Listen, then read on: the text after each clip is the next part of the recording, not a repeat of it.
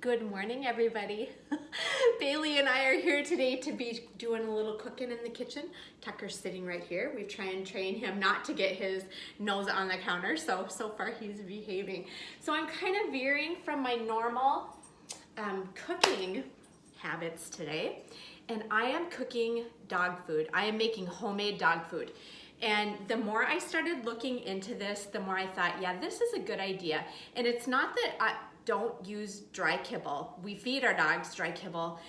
But when you look at an expiration date on kibble and it can be like way out in years, like 2025, I just think, wow, yeah, that's really processed. And we all know that processed food isn't good for us all the time. So why am I feeding it to the dogs? So I'm trying to get into some better habits for them as well for their health. And I just want to go over what I've learned quick and show you what I'm mixing up today, okay?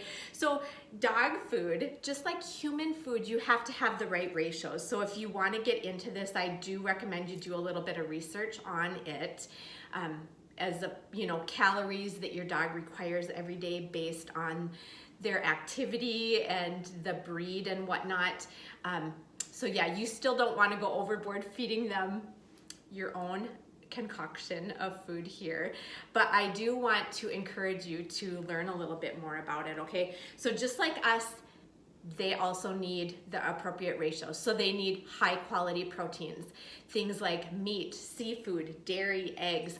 Now let me show you what I have in today's ground turkey. Our dogs love ground turkey. So I just fried in a pan like you do anything else. Hamburger, they love hamburger. Rotisserie chicken. Sometimes when I pick up one of those and just bring it home and we eat off of it for a meal, the rest I cut up and that ends up going in dog food. It's a really cheap source of protein too, okay? They need quality fats, just like humans. Olive oil is a really good one. So stuff that I need to cook up or saute, I will do it in olive oil. They need appropriate carbohydrates like we do, which they get from grains or vegetables. Now here's what I did. You're gonna love this. So brown rice. I always have brown rice in the house. Split peas. Split peas, sometimes I'm into split peas, but not so much this year, I guess. But I cook it in the oven and it comes out just nice, okay? And I can put the recipe for this if you're interested too. But it's so easy. You don't have to boil it on the stove top. It comes out perfect every time and they love it. So brown rice is a great grain to have in that food. Carrots, I run through the food processor. Zucchini, I ran through the food processor. This I just shredded up. I had it in the basement yet, you guys. So easy peasy, right? Celery, I had celery that is starting to look like it's had better days. So now is the time to use it. I just ran that through the food processor as well. Pumpkin is another great thing to add to dog food, and it does help with their digestion. And I do have a couple pumpkins left in the basement too, so I am planning to bake those off as well. Okay, so another source of, like I say, vegetable or carbohydrate is split peas. So today what I did with my split peas, I put them in a Dutch oven and put dry split peas in here with a ham hock, a ham bone that I had in the freezer. And it's been there all season for me anticipating making soup, and I just never have. So I cooked this in the oven. Again, easy peasy. You just throw it in there and let it bake off until the peas are soft. And I'll drain those out as well. Okay, another vegetable that you can put in here, spinach. You can also cook off spinach. So if your spinach is looking like it's had better days, it's a great use for it. They need calcium. Dogs need calcium. Things like cottage cheese. Our dogs love cottage cheese and it's good for them. And then of course they need essential fatty acids just like we do. So things like egg yolks, oatmeal. There's so many different things you can put in this food. So spices, let's talk spices. This was a little bit fascinating to me. So I found a spice mixture online. You can mix up equal parts of curly parsley, and they said that that is important if you're going to grab it out of your garden or whatever. Be sure it's curly parsley, not the Italian variety. Dillweed, oregano, rosemary, and basil. So I do have the dry spice mix, and I did try this and they love it.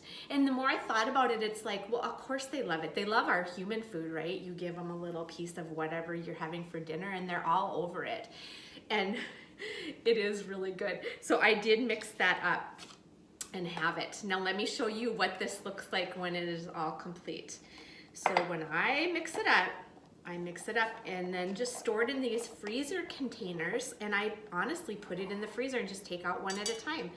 So here's what it looks like. This one happens to be turkey, rice, carrots, celery, split peas, and that spice mix. And of course, out of curiosity, I had to try it. It really is good. It doesn't taste weird at all. I sure wouldn't even think it's dog food, but look at how that looks. And they love it. They absolutely love it. So I try and feed them this homemade blend once a day. And they know when it's coming because they see me open the fridge and they see that container come out and they know. So that is what I've been trying to do, just to be more mindful of the diet and what I'm putting into them. So again, Tucker's our big Labradoodle. Well, I have papers that says he's a mini. He's not a mini. He's 70 pounds. We walk about 5 miles a day minimum. Yesterday it was beautiful. We got in 8.5 miles. But with that being said, he needs proper nutrition. He needs to be fueled just like we need to be fueled when we go out and do stuff like that. So I am trying to make better choices for them as well. Now let me run over some don'ts, okay? There are some don'ts in dog food. Avocados, grapes, even in the form of raisins, you are not to give dogs. Asparagus, chocolate, that one is pretty well known. Onions and garlic, they're not to have. Macadamia nuts are also a big no-no. What did surprise me, pasta is a yes. Potatoes are a yes.